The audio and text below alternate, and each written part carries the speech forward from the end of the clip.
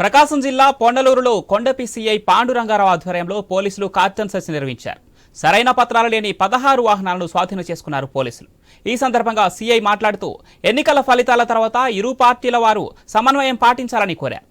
Code అమల్లో ఉన్నప్పుడు ఎన్నికల కేసులో నమోదైతే చాలా ఇబ్బందిగా ఉంటుందని హెచ్చరించారు. గ్రామీణ ప్రాంత విద్యార్థులు విదేశాల్లో ఉంటారని, వారి తల్లిదండ్రులు రాజకీయ ఆధిపత్య పోరులో భాగంగా అల్లర్లలో పాల్గొని ఎన్నికల కేసుల్లో నమోదైతే విదేశాలలో మీ వారసుల దగ్గరకు వెళ్లేందుకు వీలు పడదని గుర్తుంచుకోవాలని అన్నారు. ఎన్నికల ఫలితాల రోజు ఏ పార్టీ వారు నల్లమందు కాల్చకూడదని హెచ్చరించారు.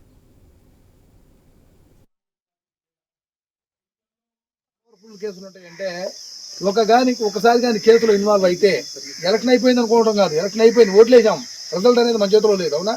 రిజల్ట్ ఎవరైనా రావచ్చు. కొంతమంది ఆనందపడవచ్చు, కొంతమంది బాధపడవచ్చు. కానీ ఆనందాన్ని బాధను రెండింటిని వ్యక్తి చేయకూడదు ఇక్కడ. అంటే మన ప్రశాంతంగా ఉండాలి. ఎలాంటి క్రాకర్స్ కాల్చడం కానీ, ఈ ఆనందంలో ఎదురోళ్ళ మీద ఛాలెంజ్ చేయడం కానీ, ఇళ్ళ బయటకు వెళ్ళడం కానీ ఇలాంటి ఎట్టి పరిస్థితులు చేయొద్దు. అందరూ ప్రశాంతంగా ఉండండి. 2 రోజులు సంయమనం పాటించండి. ఓకేనా? అందరూ కూడా సహకరించండి. ఎలాంటి కేసుల్లో కూడా ఎట్టి పరిస్థితుల్లో కూడా ఇన్వాల్వ్ కావద్దు.